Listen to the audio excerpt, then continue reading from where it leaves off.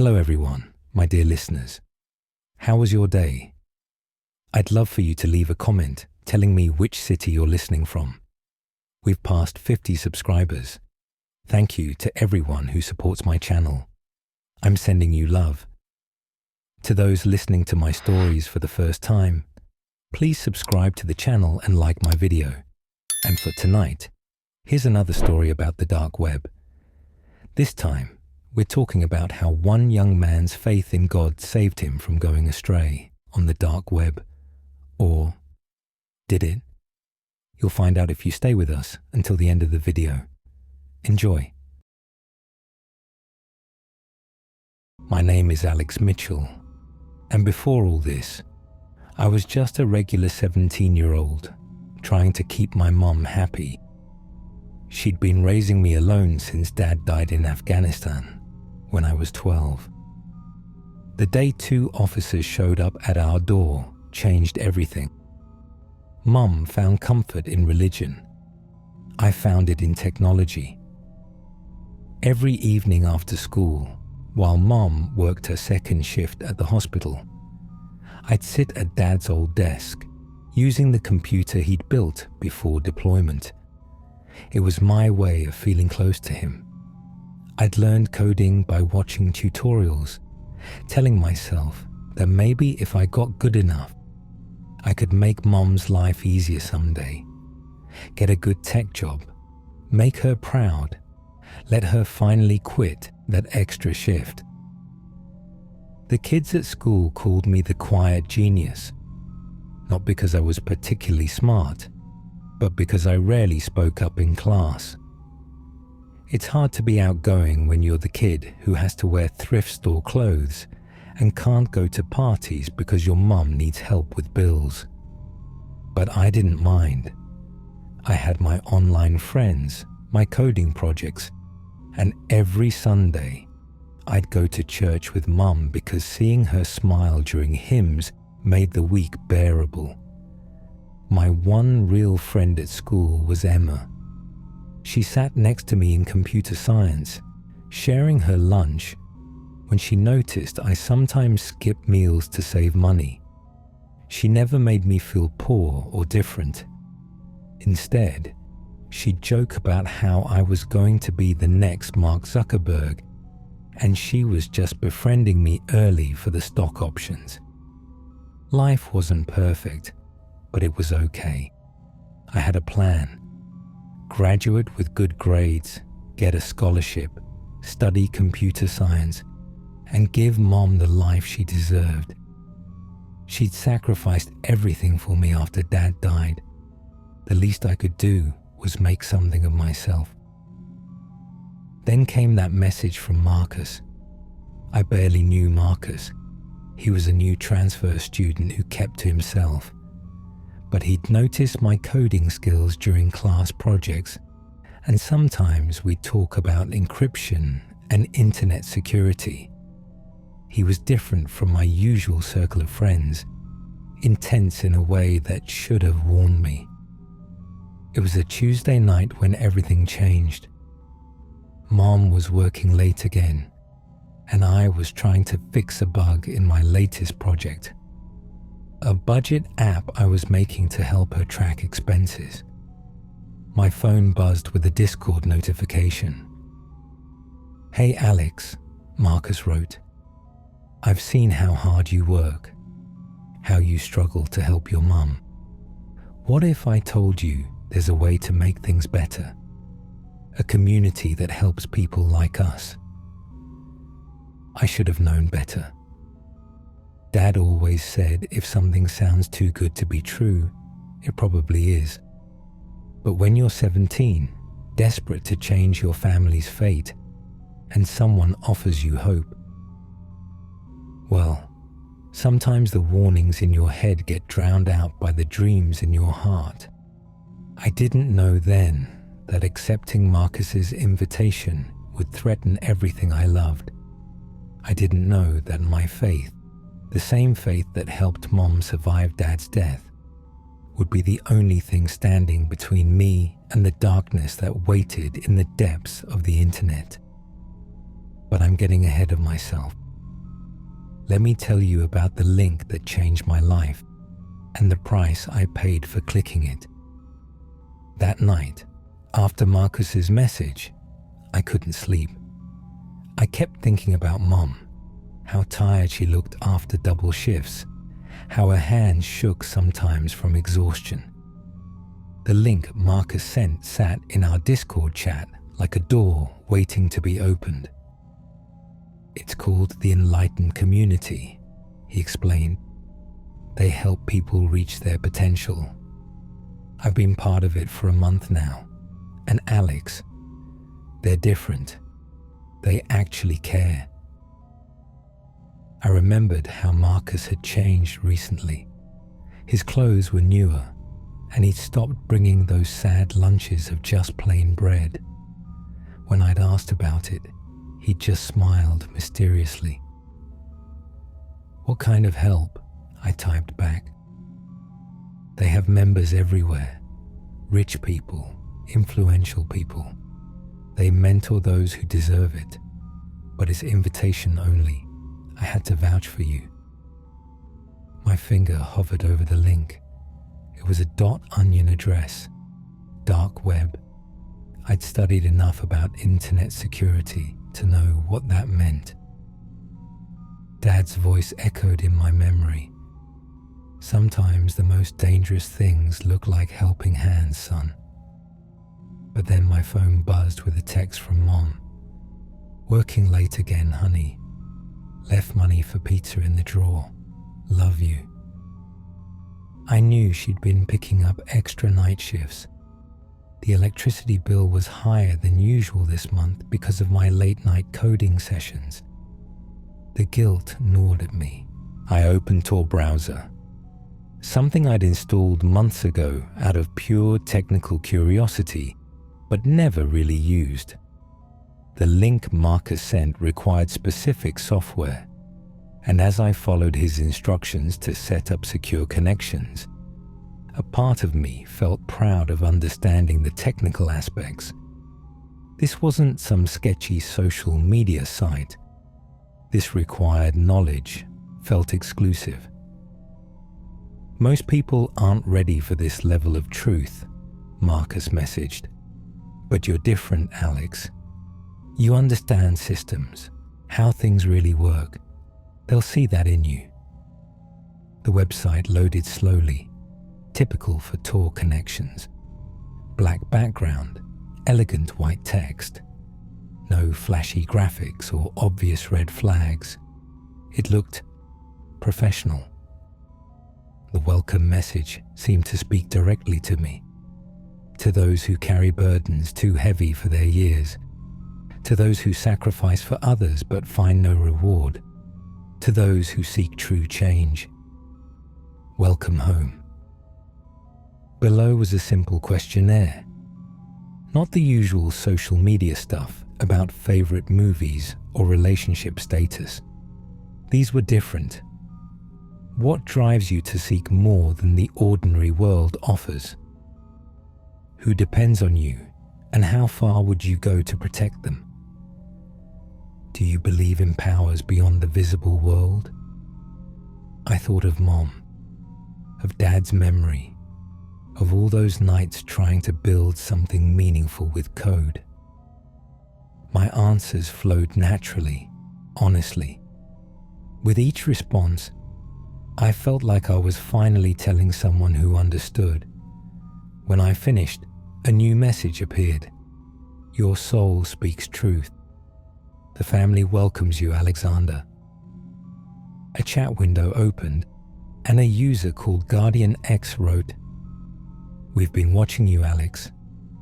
Your dedication to your mother, your technical skills, your untapped potential. You're exactly who we've been looking for." They knew my name. They knew about Mom. I should have been scared. Instead, I felt chosen. The first week in the Enlightened Community felt like finding a missing piece of myself I never knew existed.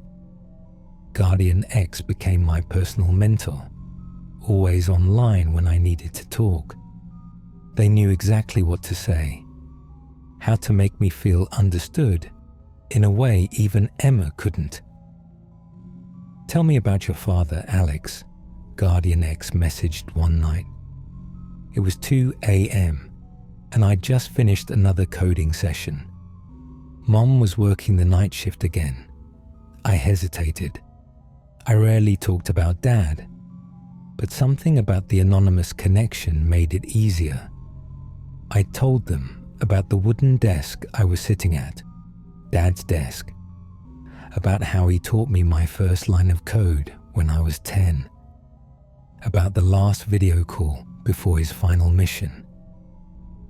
"Your father was a warrior," Guardian X replied. "He understood sacrifice, just like you do.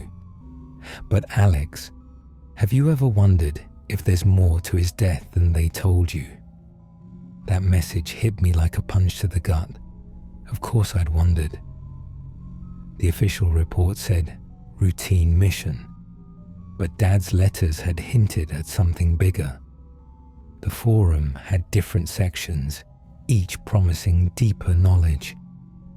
Unspoken truths, hidden powers, the real-world order. I started spending hours reading members' stories. They spoke about secret organizations controlling governments, about hidden knowledge that could change lives. Marcus was right. These people were different. When I mentioned Mom's struggling to pay bills, an anonymous member sent me detailed instructions for a coding project that could earn quick money. It worked. I made more in a week than I usually did in a month of freelance work. "See?" Guardian X messaged. "The family takes care of its own." But it wasn't just about money. They had me working on increasingly complex coding projects. Training, they called it.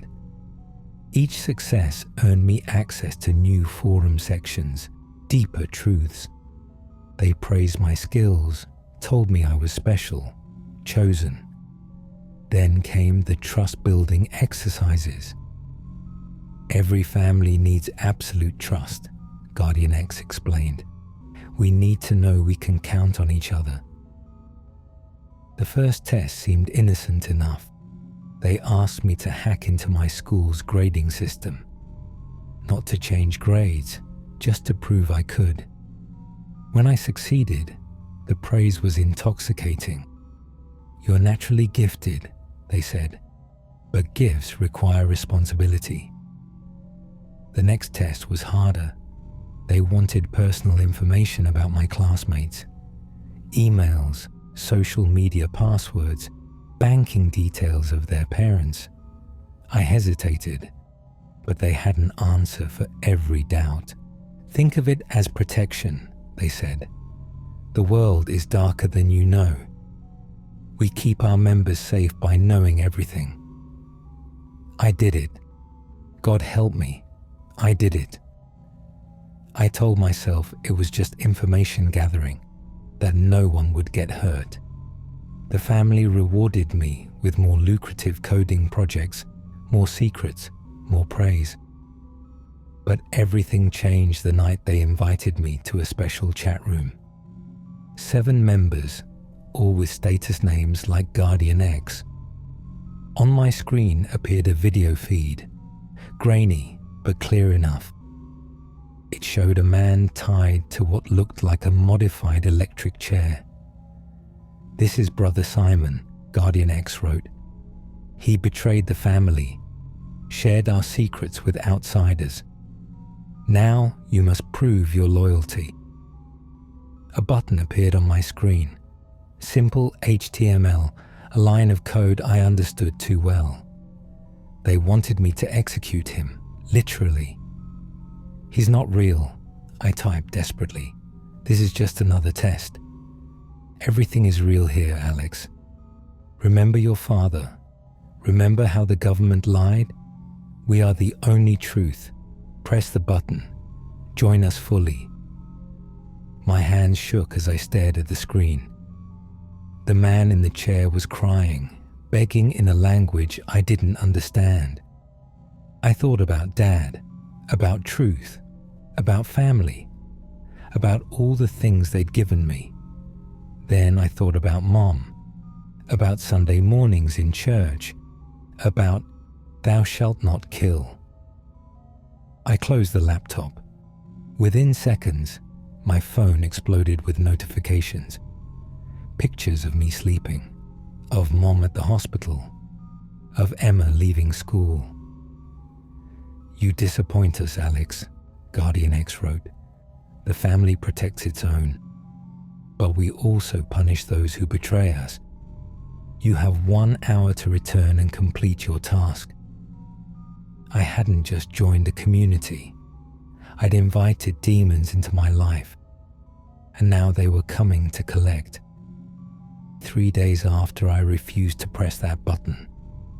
3 days of psychological torture. Constant messages, photos of me and Mom taken through our windows, recordings of our private conversations. I couldn't eat, couldn't sleep. Every screen felt like a portal they could reach through.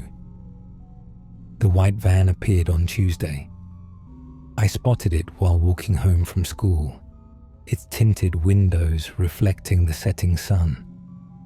When I quickened my pace, it pulled away smoothly, but I knew it would be back. They were just letting me know they could get me anytime they wanted. That night, Mum had another late shift. I sat in my room jumping at every sound, the old wooden cross she'd given me clutched in my sweaty palm.